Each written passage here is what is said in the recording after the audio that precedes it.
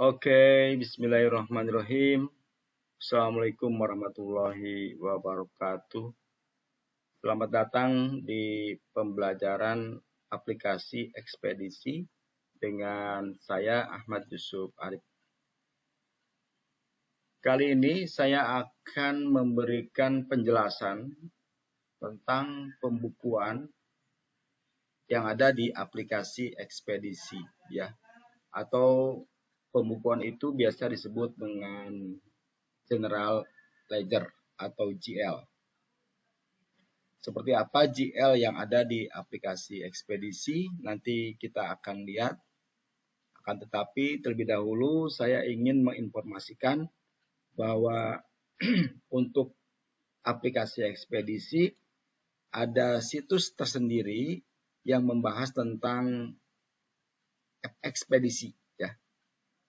Jadi nanti Anda bisa lihat di aplikasi ekspedisi.com, ya. Di sini saya bikin situs tentang aplikasi ekspedisi yang mana rekan-rekan yang sudah join dengan kami untuk dibuatkan suatu sistem aplikasi.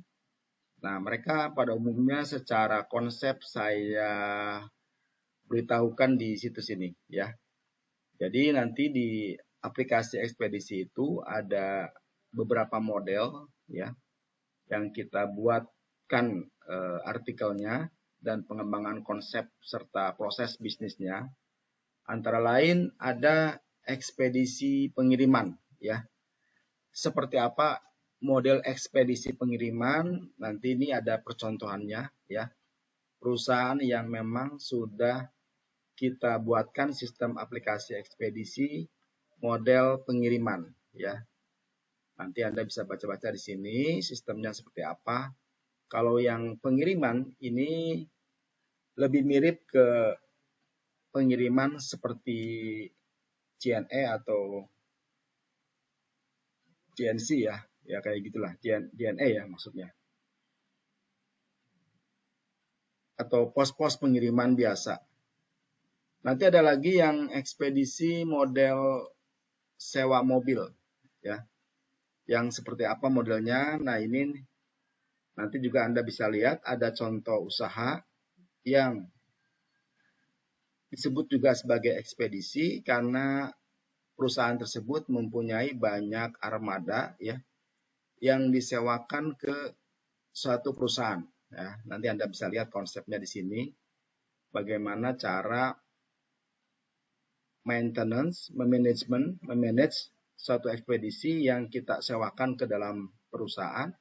Kemudian dalam kurun waktu tertentu kita bisa tagih, ya, bisa tagih billingnya dari perusahaan tersebut setelah memakai jasa kita, gitu ya. Nanti Anda bisa lihat di sini, ada laporannya juga. Nah, ini contoh-contoh mobil, ya, bisa kelihatan nanti laporan. Nah, gajinya juga ada, gaji supir, nanti juga bisa dilihat-lihat. Nanti pada akhirnya marginnya juga bisa kita ketahuan, ya, laporan pendapatan dan biaya mobil. Di mana di ekspedisi ini nanti bisa dilihat berapa biaya yang dikeluarkan by mobil, ya, per mobil nanti akan kelihatan biayanya berapa aja dan apa saja biayanya. Berikut nanti biaya gaji, biaya jam sostek, ditambah pendapatan mobil tersebut, ya. Nanti mobil tersebut dia mempunyai pendapatan terakumulasi dalam periode report, ya.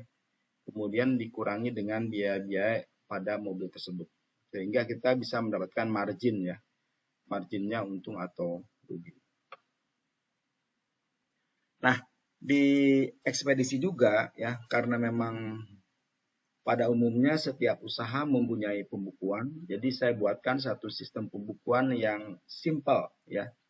Simple dalam pengertian yang basic, ya. Yang basic itu cukup satu jurnal saja, ya, cukup satu jurnal, tapi sudah bisa memberikan laporan mulai dari buku besar, jurnal ke neraca dan rugi laba, begitu ya.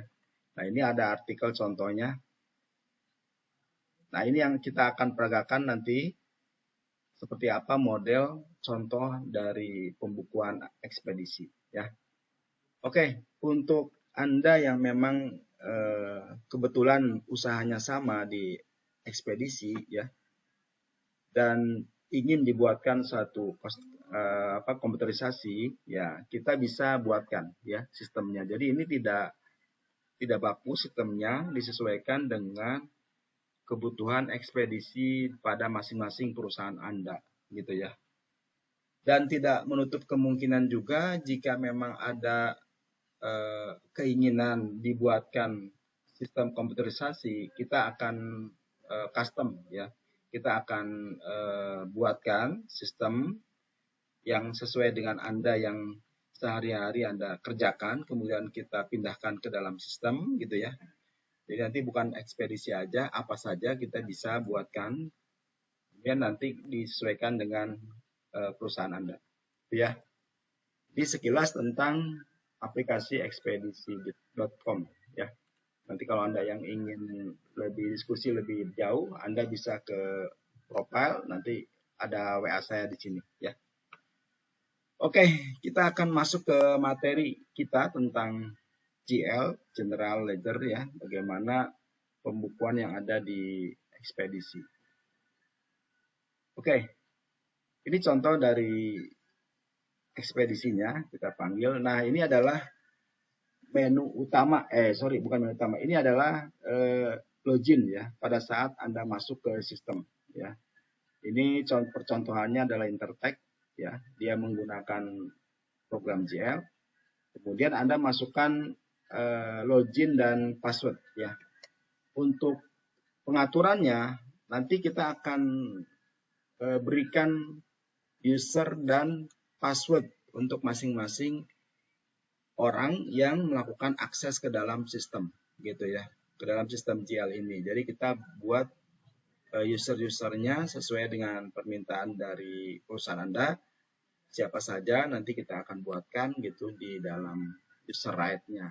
Kalau Anda lihat di sini, tampilan awal kan di sini ya, menu utama dari GL. Nah, untuk maintenance user, pengaturan user ada di menu user right ya. Jadi kalau Anda klik yang ini, nah di sini ada, kita bisa buat user-user untuk mengatur hak-hak yang bisa dia input, yang bisa dia report dan seterusnya, yang bisa dia posting dan seterusnya gitu ya. Bagaimana caranya? Sebagaimana contoh misalnya saya lihat admin ya. Nah, ini dia ada tanda centang begini. Jadi semua laporan dia bisa lihat ya. Ada, kalau Anda lihat di sini ada menunya ya. Ada submenu, kemudian di sini ada hak aksesnya. Baik itu hak pada tambah, koreksi, hapus, proses, dan cetak ya. Jadi diberikan centang gini dia mempunyai otorisasi yang full gitu ya. Nanti Anda bisa buat lagi user yang khusus misalnya untuk master data ya. Untuk report saja, tidak boleh melihat master data. Bisa kita atur di sini gitu ya. Oke, itu untuk user. Kemudian di dalam GL ini ya, General Ledger ini dibagi beberapa sub menu, sengaja dibuat shortcut seperti ini menunya. Tentu saja ini tujuannya untuk memudahkan user agar cepat dia melakukan action ya. Nah, Anda lihat di sini ada grup-grup master data ya. Kemudian ada grup jurnal dan posting. Kemudian berikutnya adalah grup laporan keuangan. Jadi memang sengaja ini GL ini saya buat sesederhana mungkin agar bisa dimengerti, tetapi Anda lebih fokusnya nanti harapan kita adalah Anda paham tentang account ya, account yang dipakai dan penempatan posting account-nya di mana, di debit atau di kredit gitu ya. Anda paham seperti itu karena kita tahu bahwa akuntansi itu atau GL itu dia di dalam sistem saya ini menganut proses dua sisi mata uang yang sama. Jadi antara debit dan kredit harus sama gitu ya. Itu umum semua di GL seperti itu, menganut konsep akuntansi. Oke, kita akan lihat satu persatu ya. Nah, di sini selain menu yang kita bisa pilih di shortcut ya, juga ada menu yang memang di atas sini ya. Jadi Anda nanti juga bisa lakukan proses di atas sini gitu. Oke, saya coba dari master data. Kita lihat master data ada 3 submenu. Yang pertama adalah grup rekening, kemudian subgroup rekening dan rekening ya. Jadi untuk tahap awal, di awal sekali ketika Anda ingin membuat pembukuan, tentu saja Anda harus mempunyai master data yang siap gitu ya di awal, yaitu tentang rekening. Nah, kita tahu bahwa untuk GL itu master data yang utamanya adalah rekening ya. Kalau kita lihat di sini ada rekening, kita lihat. Nah, seperti ini rekeningnya ya. Di contoh ada rekening kas, bank, Bank BRI, Bank BCA, bisa dibagi-bagi banknya ya, tergantung perusahaan itu menggunakan berapa bank. Kemudian juga ada bayar kan, ini yang kepala 2 ini utang ya, utang. Kemudian ada lagi yang biaya. Nah, ini ya, ini menjadi nanti fokus di awal ketika Anda mau membuat GL ya. Harus punya nomor rekening dengan pengaturan yang saya pola nanti bisa atur menyesuaikan dengan kita punya sistem ya. Kalau nomor akun nanti Anda bisa menyesuaikan dengan kita gitu ya. Caranya bagaimana? Ini seperti ini tampilan di rekening. Cara pembuatannya kita lihat di grup rekening dulu ya. Nah, di grup rekening kita tahu ada 5 bagian besar. Yang pertama adalah 01, kita menyebutnya begitu ya, 01 sebagai aktiva, 02 pasipa, 03 modal, 04 pendapatan, 05 biaya gitu ya. Ini umum. Oke. Ini sih tidak banyak berubah. Kemudian berikutnya adalah subgroup rekening. Nah, subgroup rekening ini saya berikan contoh beberapa, misalnya untuk aktiva ya. Ini di sini adalah grup utamanya aktiva. Kodenya adalah 01 ya. Nah, dia mempunyai 2 ya, 01 dan 02. 01 adalah aktiva lancar dan 02 adalah aktiva tetap gitu ya. Jadi nanti cara Anda membuat subgroup rekeningnya mengikuti pola yang saya sarankan di sini ya. Kalau kita lihat misalnya yang atas ini aktiva lancar. Nah, dia polanya seperti ini ya. Nanti Anda masukin grup, baru Anda masukin subgroup gitu ya. Oke. Nah, ini yang dari subgroup. Kemudian pada akhirnya nanti tadi yang kita sudah bahas, dia akan menjadi 5 digit dari nomor rekening yang kita akan pakai di jurnal gitu ya. Nah, ini kas, contoh kas ya. Kalau kita lihat cara inputnya pun nanti Anda mengikuti pola di sini ya. Pertama harus Anda masukin grupnya dulu, subgrupnya dulu gitu. Baru kemudian detailnya ya. Seperti di sini 01 adalah kas ya kan. Kemudian 01-nya adalah aktiva lancar, baru 001-nya adalah kas kecil gitu ya. Seperti itu. Kalau kita lihat lagi bank, misalnya ini bank. Nah, dia polanya seperti itu. 01 adalah kas, 01 adalah aktiva lancar, dan 003 adalah bank. Banknya Bank Mandiri. Begitu seterusnya. Kalau kita lihat biaya, nanti polanya Anda bisa ngikutin. Misalnya contoh gaji ya ini ya, biaya gaji pegawai. Nah, polanya berarti dia 05 ini adalah biaya ya. Biaya, kemudian 01-nya adalah di sini biaya 01. Kalau kita bingung, ini kan tidak ada keterangan subgrupnya, kita lihat ya biaya. Kita kembali ke sini biaya 05, oke. Exit. Kemudian kita lihat 05 itu kebetulan di sini tidak ada subgrupnya, ya mestinya dibuatkan dulu, saya buatkan dulu misalnya. Nah ini grup biaya ya, kita masuk ke biaya, subgrupnya kalau Anda lihat di tabel sini, ini biaya, oh sorry ada tuh, biaya operasional, batal ya. Ini ada biaya operasional yang nomor 02 ya. Coba kita lihat. Kalau kita lihat ke rekening, misalnya saya buat lagi, kemudian Anda masukkan biaya. Nah, seperti itu. 0502. Kemudian 0502 karena memang tadi kan adanya biaya operasional. Baru Anda masukkan nomor urutnya.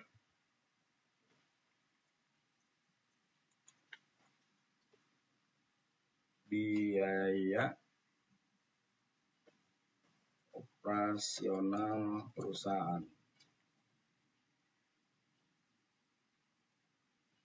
Ya, kemudian Anda aktifkan. Simpan. Data sudah benar, yes. Jadi seperti ini ya. Nah, ini yang seperti ini cara pembuatan, ini kelewat nih. Karena ini data latihan ya. Tapi yang jelas Anda harus begini. Nanti keluar dia nama grup dan nama subgrupnya. Ya. Dan dari sini juga, dari rekening juga Anda bisa print. Nanti bisa di print. Nah, ini ya, seperti ini. Tujuannya nanti Anda bisa melihat apakah keteraturan dalam membuat rekening sudah betul tidak gitu ya. Nanti untuk Anda koreksi. Oke, itu master data ya. Master data dari GL. Kemudian kita lihat sekarang jurnal ya. Jurnal seperti apa? Ini ada menunya. Nah, ini ada contoh jurnal seperti ini di mana ada nomor mutasi ya. Nomor mutasinya ini nanti ditentukan oleh masing-masing klien maunya seperti apa. Kalau saya memilih misalnya kepala 2, 21 ya, kemudian ini nomor urut 1. Kemudian tanggal tanggal bayar. Nah, ini jumlah debit dan jumlah kredit. Jadi ini adalah daftar jurnal. Jadi daftar jurnal itu adalah yang sudah pernah diinput, listnya dari jurnal ya. Memperlihatkan di posisi header, ini yang atas itu header ya. Itu total dari debit dan kredit. Dan ini ada tanda centang di posting. Itu artinya dia sudah diposting gitu ya. Lalu di sini ada menu-menu pembantu buat tambah, buat revisi dan seterusnya. Lalu di bawahnya adalah detail ya. Detailnya seperti apa? Yaitu terdiri dari perkiraan-perkiraan atau akun-akun yang terjadi di dalam transaksi nomor 1 ini ya, 210001 ini. Yaitu di mana transaksinya terjadi antara bayar gaji karyawan ya. Jadi membayar gaji karyawan, perusahaan membayar gaji karyawan dengan menggunakan rekening bank BCA ya. Jadi bank BCA-nya kredit, kemudian biaya gajinya adalah debit ya, seperti itu. Oke. Kalau ini adalah list, kalau pembuatannya ya, pembuatannya ada di sini. Kalau kita buat lagi misalnya ya, ini Anda tambah aja tik seperti itu. Nah, kemudian sistem memberikan tanggal sekarang ya. Anda enter, dia akan counternya akan bertambah sendiri gitu ya. Jadi untuk counter nomor transaksi itu user tidak boleh melakukan editing. Jadi ini ditentukan di awal oleh klien dan kita, kemudian seterusnya dia akan berjalan sesuai dengan counter gitu ya. Sebagai contoh, saya misalnya juga ada biaya operasional ya, bayar ke karyawan misalnya atau tukang ya gitu ya, bayar ke pegawai ya, pegawai bangunan misalnya. Tanggal bayar tanggal sekarang, kemudian keterangannya adalah renovasi gitu ya. Renovasi. Kemudian di sini Anda lihat di detail transaksi ada plus dan kali. Ini menunjukkan untuk tambah account ya. Sedangkan ini untuk menghapus account ya. Karena kita mau memasukkan account, berarti Anda tekan yang ini tambah. Kemudian warnanya sudah berubah di bawah ya. Seperti ini biru. Lalu kalau Anda tidak hafal, bisa sih diketikkan, tapi kalau Anda tidak hafal, Anda enter aja. Nah, dia akan keluar list dari daftar account. Katakanlah saya bayarnya dengan menggunakan kas gitu ya. Kemudian kita masukkan nominalnya, misalnya 100.000 gitu ya. Oke, ini kan kita ngeluarin uang 100.000, kemudian untuk apa ya? Untuk apanya Anda harus tambah lagi di sini, account lagi. Karena di sini renovasi gedung, maka nanti Anda masukkan misalnya biaya operasional perusahaan gitu ya.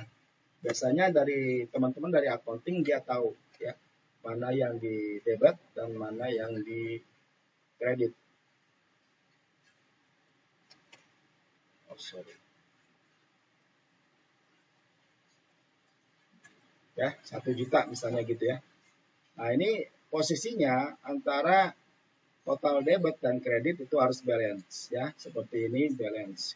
Tadi saya bilang bahwa di dalam prinsip akuntansi kita menganut bahwa dalam keuangan ini input data harus dibuat dua sisi ya, dua sisi mata uang yang berbeda.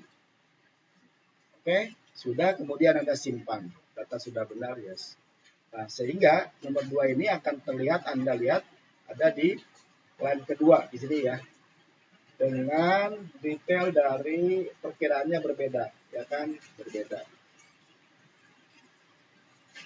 Lalu ada hal lain lagi adalah Anda bisa mencetak ya. Yang ini sebagai contoh saya ambil yang ini nomor 2. Kemudian Anda print voucher. Nah, ini nomor 2 kan. Kemudian ke layar. Nah, seperti ini ya. Pada saat Anda lempar ke layar, maka dia akan keluar sebagai voucher. Oke. Dan itu bisa juga langsung Anda tembak ke printer. Anda lihat di posisi posting ya, yang satu ada tanda centang, artinya sudah diposting. Sementara yang tanda ini belum dicentang, belum diposting. Jadi kalau Anda melakukan proses edit pada yang sudah diposting, ya, ini tidak boleh ya. Saya revisi dan itu, nah ini nggak boleh ya, karena datanya sudah di backup, gitu ya. Jadi tidak boleh berubah-ubah. Ada cara yang untuk berubah, ada caranya, tapi ditekankan ini kalau sudah fix jangan berubah-ubah. Gitu ya. Kemudian untuk yang renovasi karena memang belum diposting, jadi Anda bisa edit.